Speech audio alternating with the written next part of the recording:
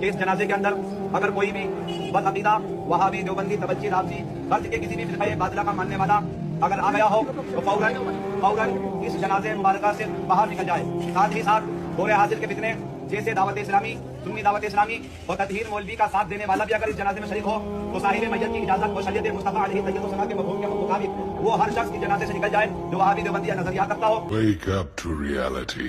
جن لوگوں نے اپنے دین کے حصے بکھرے کر لیے اور خود بھی کئی فرقے ہو گئے، ان سے تم کو کچھ کام نہیں.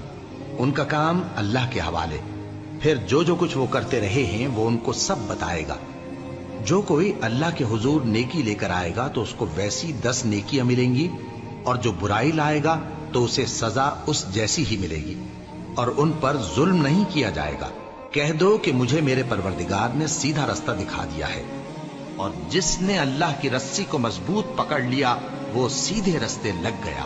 مومنو، اللہ سے ڈرو جیسا کہ اس سے ڈرنے کا حق ہے، اور مرنا تو مسلمان ہی مرنا، اور سب مل کر اللہ کی ہدایت کی رسی کو مضبوط پکڑے رہنا اور فرقے نہ ہو جانا.